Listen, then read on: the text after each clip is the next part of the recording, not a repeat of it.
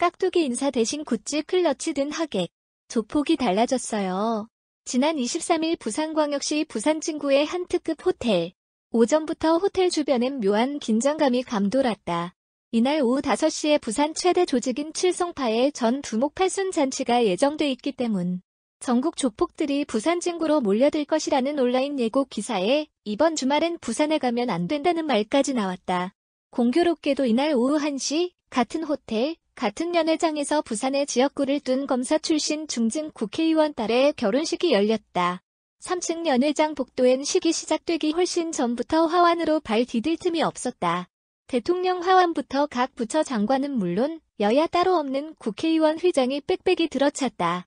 하객 수백 명이 혼주에게 인사하려고 길게 줄 선 것도 진풍경. 500여 좌석이 순식간에 찼다. 오후 3시쯤 결혼식 하객들이 썰물처럼 빠져나가자 검정등 무채색 정장을 입은 남성들이 3-3-5-5 나타나기 시작했다. 5시에 시작하는 칠성파 이모씨의 팔순 잔치를 위해 전국 각지에서 온 조직원들이다. 2시간이나 일찍 도착한 이들은 앞서 열린 결혼식 화환들을 보며 사진을 연방 찍기도 했다. 죽이네, 대통령 화환을 내 언제 보겠노. 신부 대기실에 앉은 두목 오후 4시가 되지 고급 외제차들이 호텔 정문에 연달아 멈춰섰다. 호텔 주변엔 경찰차 3대가 배치됐고 행사장 복도엔 경찰로 보이는 이들이 평상복 차림으로 곳곳에 진을 치고 경계에 임했다.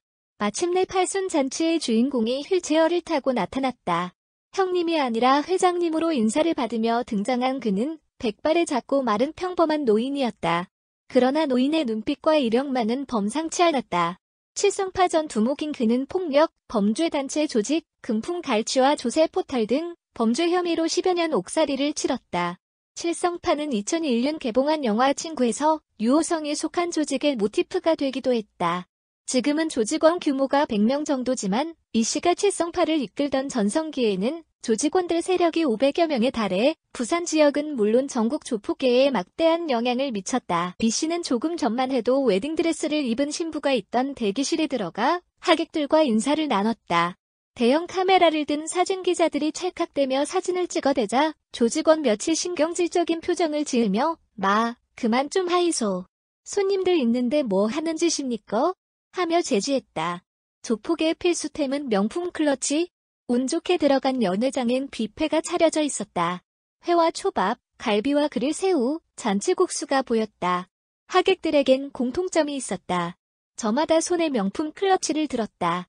보테가 베네타, 루이비통, 구찌 등 브랜드도 다양했다. 여러 개의 휴대폰을 소지하기에 좋아 보였다. 간혹 중절모의 트렌치 코트를 걸쳐 드라마야인 시대를 연상시키는 하객도 눈에 띄었다. 한때는 새 확장을 위해 칼부림도 마다하지 않는 사이였지만 잔치엔 다른 조직의 수장급들도 발걸음을 했다. 1970년대 서울 명동을 장악했던 신상사파 두목 신모 씨는 거동이 불편한데도 부산을 찾았다. 사회를 맡은 유명 개그맨은 지금 이 자리에는 여러분이 잘 아시는 회장님이 계신다. 큰 박수로 맞이해 주시길 바란다고 하자 우레 같은 박수가 터져나왔다. 원로들의 화환도 즐비했다.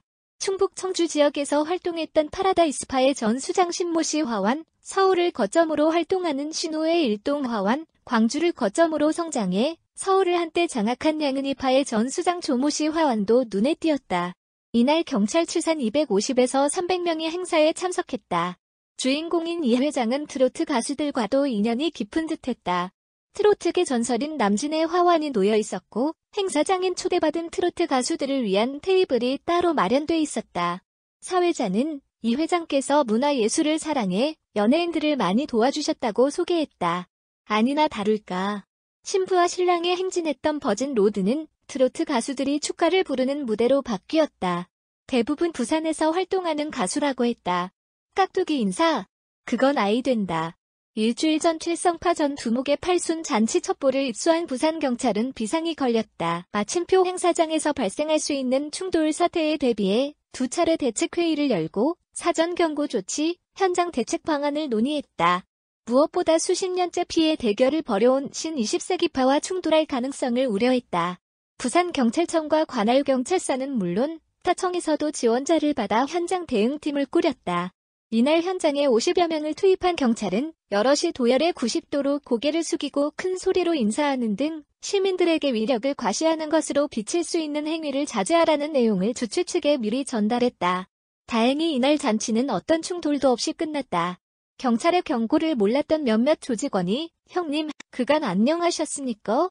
를 외치며 90도로 깍두기 인사를 하자 놀란 형님이 이런 거 하면 아이 된다 안 했나 하며 핀잔을 주는 해프닝이 벌어졌을 뿐이다.